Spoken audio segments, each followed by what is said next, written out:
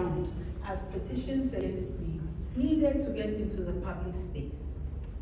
I swore to a supplementary affidavit alerting the Supreme Court of the hearing in open, and they also struck out a supplementary affidavit at the request of the Attorney General. I have decided to make this statement today because the violations have not stopped. Indeed, they have escalated beyond anything I could have imagined as possible in justice delivery. These violations include the committee's refusal, in breach of the rules of natural justice, to recognize my lawyer on the first day of proceedings, simply because I was not personally present with him. And they went ahead to make arrangements for the hearing without involving my lawyer while he was sitting in front of them. The committee has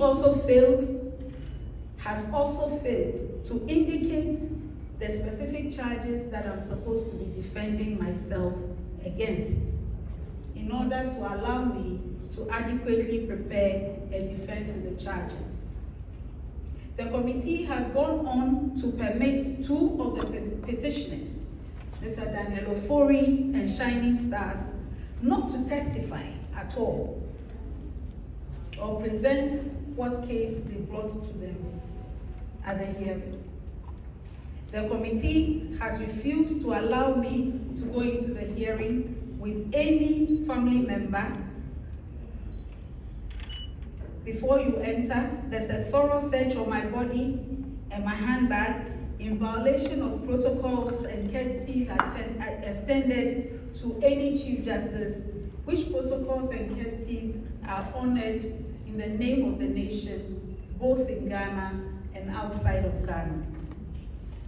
And then the work of the committee is being conducted in a cordoned high security zone on Castle Drive, Osu, when all Article 146 proceedings since 1993 have been held in facilities of the Judicial Service. It is hard not to reach the conclusion that the choice of venue against the backdrop of secrecy of proceedings is intended to intimidate me and to prevent any citizen of Ghana from knowing how the proceedings are being conducted. The Edu Lodge facility that the hearings are being conducted in featured very prominently in the planning of the murder of judges on June 30th, 1981. And this can be read about in the special investigative report on that terrible event in our nation's history. It will be recalled that there was a Major Samapa, a military officer who was killed with the 3 High Court justices, who was the Director of Human Resource of GIHOC. He was my uncle and my guardian when I entered the University of Ghana in September 1980. I was also living with him at the time he was abducted and murdered. Was Edu Lodge chosen for my inquiry to make me feel insecure? I think so. And I continue to hold the view that there's no reason why a judicial hearing is being conducted behind the high walls of Edu Lodge. At this Article 146 hearing, no rules provided by law to regulate the fairness of hearings and trials in this country are being followed.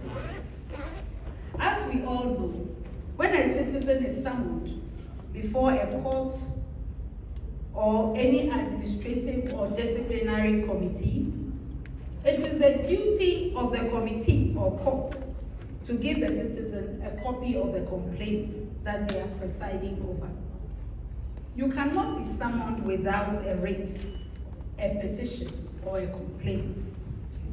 It is also the duty of that committee or court or tribunal to give copies of all documents that have been filed with them before the hearing is started.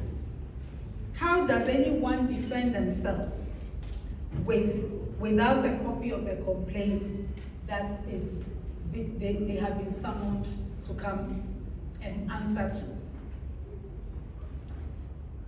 This Article 146 committee has refused to give me copies of the petitions that His Excellency the President gave to them. They refused to give me copies, a copy of the prima facie determination that His Excellency the President is supposed to have given to them. They claim that they know that the President sent me copies on 27th March, of the petition on 27th March 2025. And so they do not need to show me what the President gave to them. They also claim to have copies of the responses that I gave to the President, but they will not provide the petitioners with copies of my responses. The difficulty with this is, because they are the independent body charged with the duty to conduct the hearing, what I have in my hand from the President could be different from what they have. And I cannot assume that the two copies are the same. Indeed, no tribunal does that. No tribunal will tell you that before you came here, we know that your landlord wrote to you, so we are looking into what your landlord wrote to you about, and so that is what we will be inquiring into. They will give you what the charges are that they are supposed to be inquiring into. Second, the petition itself has not been admitted into evidence and subjected to cross-examination by me or my lawyers. In this case, because they have permitted the petitioner who has so far given evidence of whose petition we are supposed to be dealing with, Mr. Daniel Ofori, they permitted him not to testify and confirm on oath what his petition is.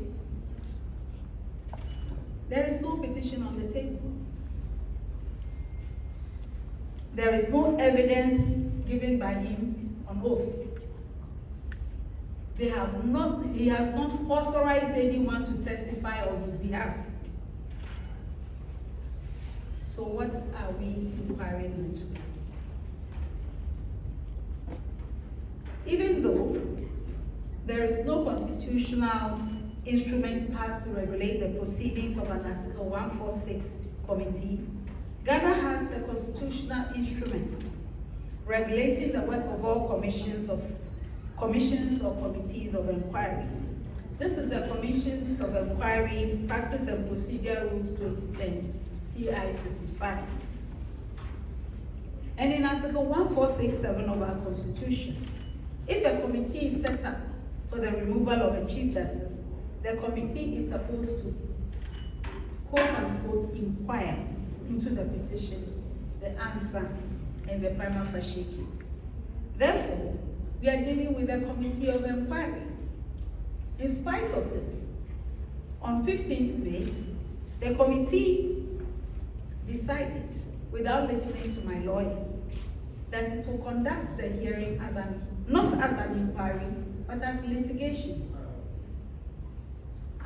So they rejected the use of CI 65, which was created for the regulation of inquiries, and said they will use the High Court Civil Procedure Rules, CI 47. Then they decided that each petitioner can conduct his case as he sees fit.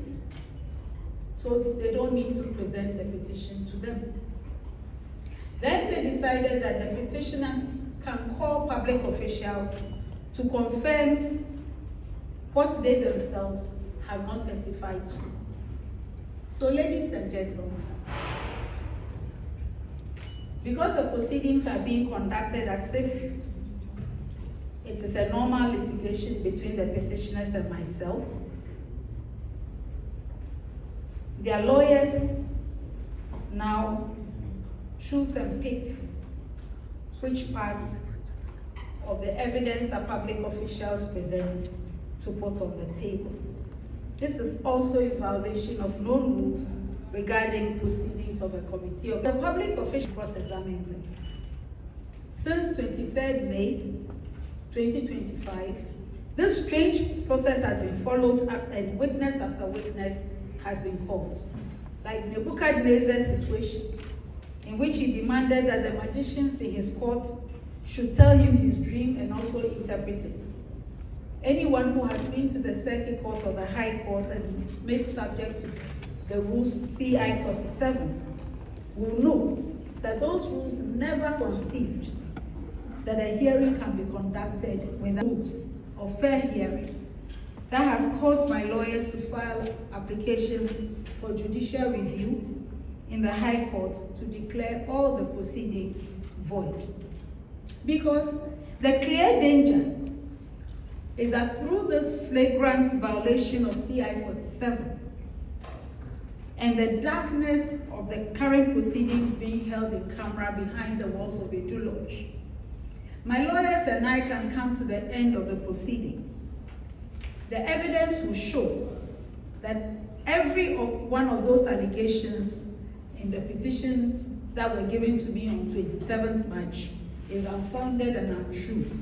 And yet, the committee can dig up some allegations from whatever documents they claim to be having from the president, which they have not shown to me, and purport to enter a recommendation for my removal on that basis. Allow me to say that this is totally unknown in the rule of law in this country. If it was lawful, I would have no reason to alert the nation of the dangers they represent. It is the violations of law that have forced me to bring these matters out in the light of day.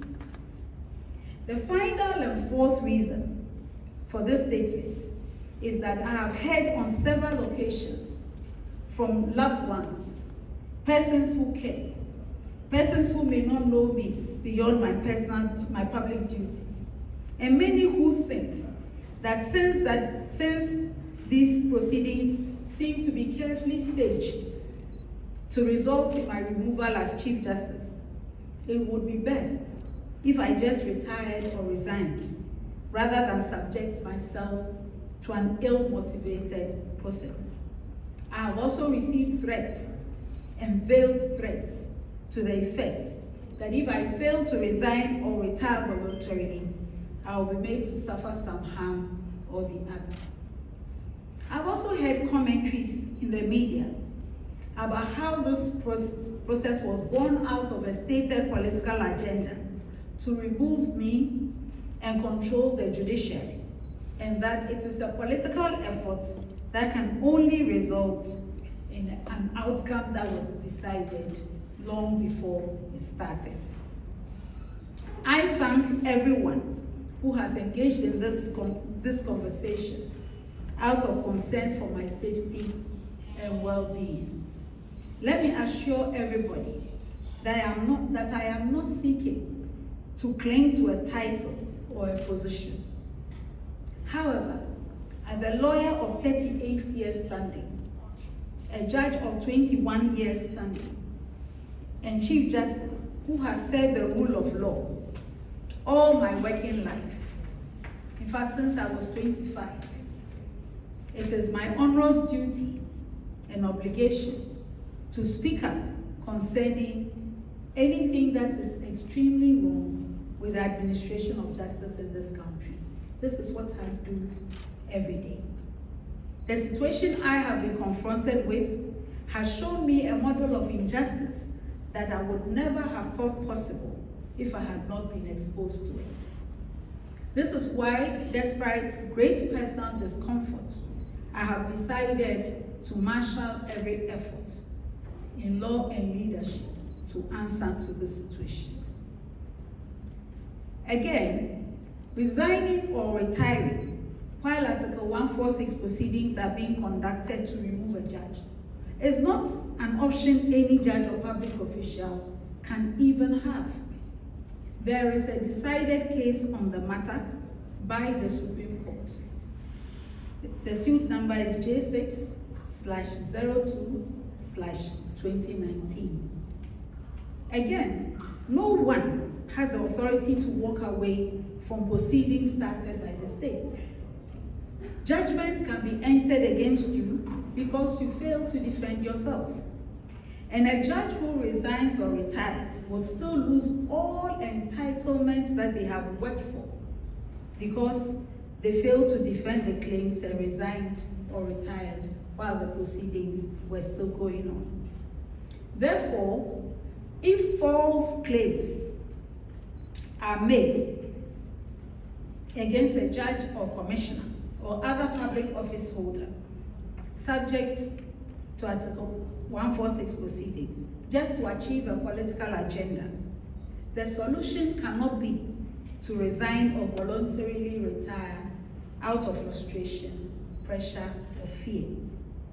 You would only subject yourself to two cruelties: a judgment based on false claims and loss of everything you have worked for.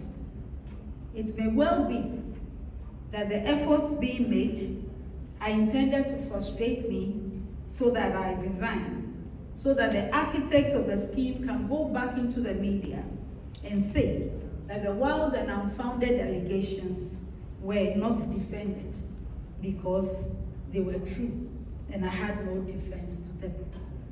As Chief Justice of the nation, who has been given the privilege and obligation to lead administration of justice, I should not turn tail and run when I know the implications of not defending false and unwarranted charges.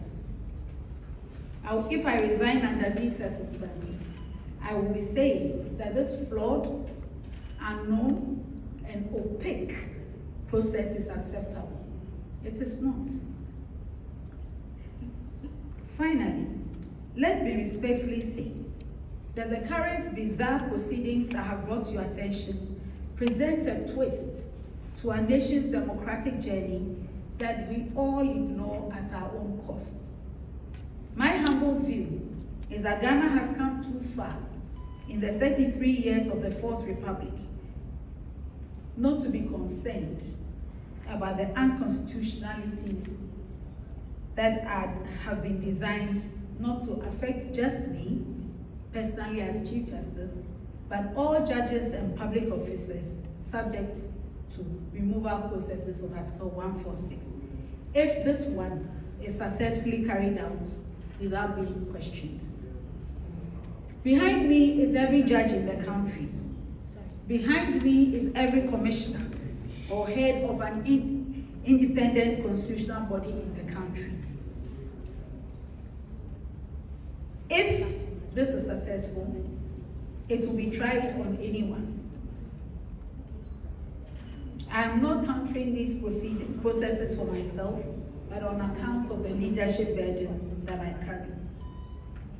If the nation is willing to accept these developments in its democratic journey, it must be understood that I sounded the warning and the nation took the decision to be passive about it.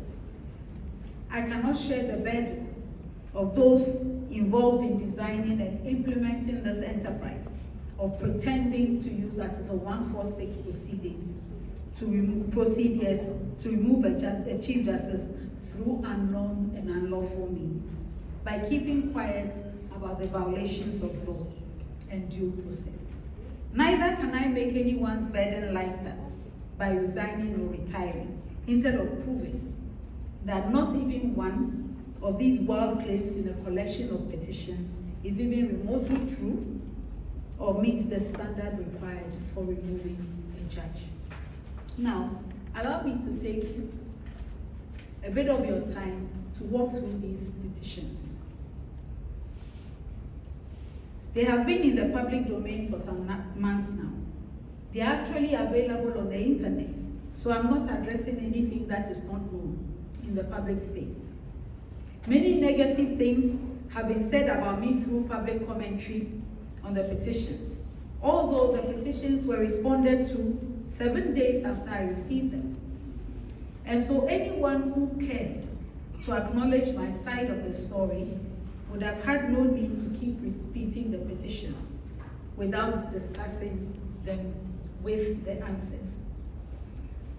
And when I provided these answers, I also added with evidence to prove that each allegation was either a lie, a wrong opinion about how work is conducted in the judicial service, a wrong opinion on the work of judges, or a wrong opinion on the duties of a Chief Justice.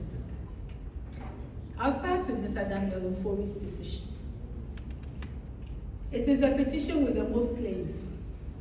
Only 2 out of the several allegations he's making involve him personally as a court user. In one of those allegations, Mr. Daniel Ofori is urging that I should be removed as Chief Justice because I transferred a case in which he is a party from one judge in the High Court to another. That is a crime.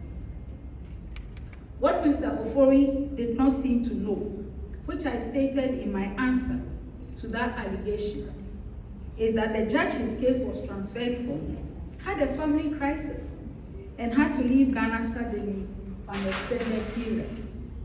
This is the only reason why cases she was handling, including Mr. Ofori's cases, were distributed to other judges to handle. In the second allegation, Mr. Ofori accuses me of transferring a case related to the first one to the new judge who took over his case, after a petition had been sent to me to have the 2 cases heard together. Any lawyer or registrar could have informed him that it is a policy written into the rules of court to have cases between the same parties involving the same issue to be heard by one judge, so that we don't have different decisions from 2 judges on the same matter. So there is no basis or truth to the allegation that I transferred his cases to a new judge because I had an interest in his cases. Indeed, in the year 2020, I wrote a dissenting opinion in one of Mr. Ofori's cases in the Supreme Court. He won that application because my dissenting opinion was a minority opinion of 3 judges. The other 4 judges supported his application. After this, his lawyers applied that I should not sit on his cases again because I had presided over a different case involving him in the High Court when I was in the High Court in I think 2010, which he had also lost. Since then, I have not sat on any matter involving the gentleman. But what is disturbing about the current Article 146 proceedings is the fact that the cases that he's complaining about in the High Court, the ones that were transferred to one judge, started from a judgment in the Supreme Court, written by His Lordship Justice Kwaman in favor of Daniel Ofori. How can Justice Kwaman, who gave judgment in favor of Daniel Ofori, as part of a panel of Supreme Court, and whose opinion I dissented with, which has made me a target of Mr. Ofori's anger, preside over processes to remove me as Chief Justice because of complaints that Mr. Ofori has? I have already protested that there is a conflict of interest for Justice Kwaman to chair the committee trying me or hearing me on Daniel Ofori's petition. What Mr. Ofori's allegations seem to suggest is that a court user can attack the Chief Justice and ask for the removal of the Chief Justice if the Chief Justice does not agree with his case while sitting as a judge, or if his preferred judge is unable to hear his case. And now the judge who supports his case gets to preside over the removal process. Apart from these 2 allegations, Mr. Ofori has no interest, no personal interest in all the other allegations he's making. And he should not have been allowed to conduct a litigation against me under the disguise of an Article 146 proceeding.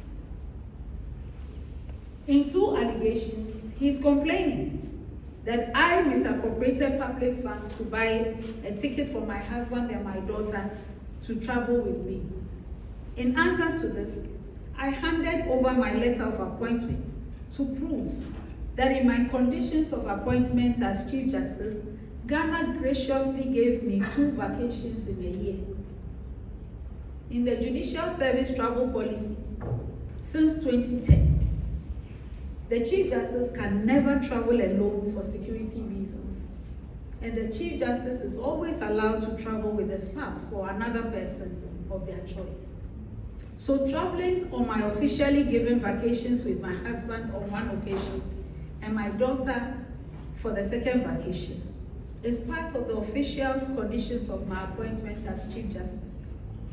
I was also not responsible for buying the tickets in question, such that I could be said to have misappropriated the value of the tickets.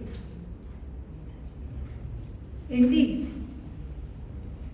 if the Judicial Service was not allowed to buy the tickets for my vacation, the remedy was for the Auditor General to surcharge me to refund the money.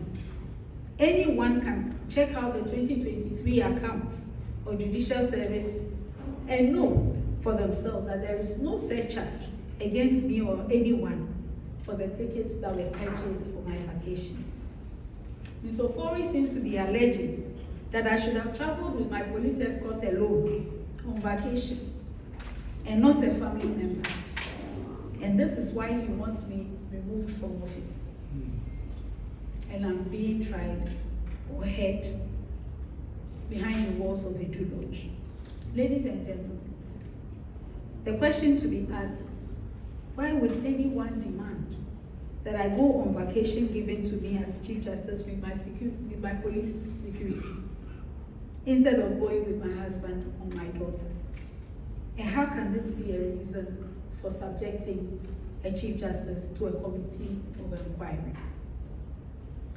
In the petition I received, Mr. Ofori also complains that my family members should not have been given per diem when they traveled with me, and I have misappropriated the per diem they were given. But anyone reading the Judicial Service Travel Policy will find that it provides that when the Chief Justice travels with anyone, whether police escort, another judge, secretary, or a spouse, that person is given per diem. And the rate of per diem is not set or administered by me as Chief Justice. It is regulated and administered by the Finance Directorate and the Judicial Secretary. I've already told you about the retirement of the imprest. In an arm of government where there are almost 8,000 staff that I oversee, Mr. Daniel Ofori's petition contains allegation that I transferred one member of staff to work on a different schedule, and that is why I should be removed as Chief Justice. He also alleges that I have refused to reinstate 2 members of staff whose appointments were terminated around 2015, 10 years ago, when I was nowhere near being Chief Justice, and whose issues are still being heard in court. He goes on to allege that I should be removed for terminating the appointment of 2 staff members who went through disciplinary proceedings that were initiated by reports against them before I became Chief Justice. Though it is not clear to me why Mr. Ofori should demand that the Chief Justice should be removed for transferring a member of staff or be the final authority to sign any termination letter, I handed over to His Excellency the President records covering every administrative step on these matters, supported by the due process administered by the right officers. And yet, without issuing a prima facie determination, a warrant of suspension was signed, and now I'm defending myself where there is no petition on the table. Another allegation of Mr. Ofori is that I appointed the former Judicial Secretary as Judicial Secretary when she was a judge, and so I have made her inefficient. Now, anybody who cares to know the records which I handed over to His Excellency the President was that she became Judicial Secretary in 2018. She became a judge in 2019. I was nowhere near being Chief Justice. I was appointed in June 2023. Ms. Ofori also alleges that I have appointed judges as registrars, and this has introduced inefficiency into the management of courts. Again, the records will show that the Judicial Council decided in May 2023, before I was appointed Chief Justice, that lower court judges should be appointed as registrars of the Supreme Court. So what I did was just to implement the Judicial Council's decisions. Then, Ms. Ofori alleges that a certain gentleman, not himself, but someone, who had a case in the Supreme Court in January 2024, met a different panel in May 2024, 5 months later, so I should be removed as Chief Justice. He also claims that I refused to fix an application in a case that did not involve him in Accra, which case was pending in Kofor area, so I should be removed as Chief Justice. He complains that I supervised the Judicial Secretary to administer a decision of the General Legal Council, which was taken before I became Chief Justice. So I should be removed as Chief Justice.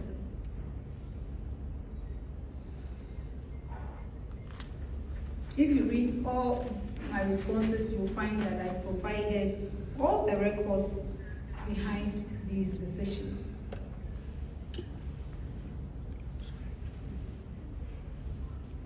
Then he complains that I recommended judges to be appointed to the Supreme Court, so I should be removed as Chief Justice.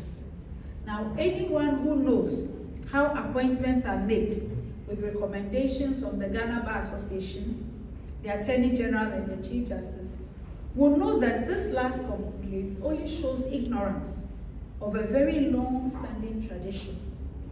It has been the settled practice for decades that in the recommendation of justices for the superior courts, it is the Chief Justice, the Ghana Bar Association, and the Attorney General who have the privilege of making recommendations for those who are to be nominated. The recommendations can be refused or accepted by the President. I encourage anyone to read the judgment of the Supreme Court in the case of Ghana Bar Association and others versus the Attorney General, 2015-2016, to Supreme Court of Ghana Law Reports 872, when this matter was even discussed, and other academic works that discuss this practice that has been around for decades.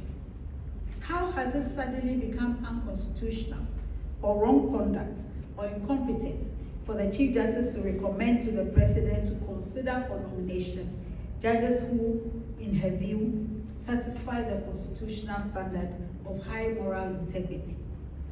Yet, despite all the evidence provided, there is a hearing being conducted at Edu Lodge. I have taken this walk through Mr. Ofori's petition to show that the allegations have no bearing whatsoever on any sensitive national issues, or public safety or order, or my inability to perform my functions as Chief Justice. They also do not have any basis in law or truth.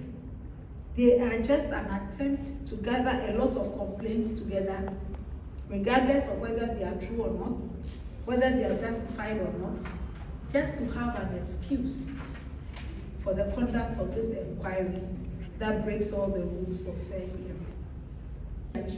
In the Supreme Court ordered his arrest, and that is why Article 1273 of the Constitution indemnifies any judge against any action or suit for any act or omission by him while exercising judicial power.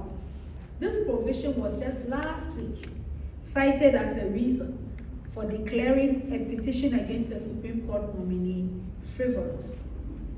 And yet, I'm supposed to be defending myself on the petition of Mr. Kogo for work done in the Supreme Court with 4 other judges. The last petition is from a group called Shining Stars. Searches have shown that no such group is registered in Ghana. Yet, it has petitioned against me, and they claim that during the hearing of the case of Afenyo-Markin versus Attorney General and the Speaker of Parliament, when I sat as a judge, I failed to hear the side of the Speaker of Parliament before the Supreme Court made an order, so I should be removed as Chief Justice. Again, I can only point to the fact that no judge sits alone in the Supreme Court, and the court's decisions are the decisions of all the judges who sit together. So you will see that every decision I took that is complained about by Mr. Ofori, Mr. Kogo, and the group calling itself Shining Stars was done as a panel of at least 5 judges under Article 1273. How tenable, if I can respectfully ask, can it be that a petition to remove the Chief Justice from office can be entertained on these grounds?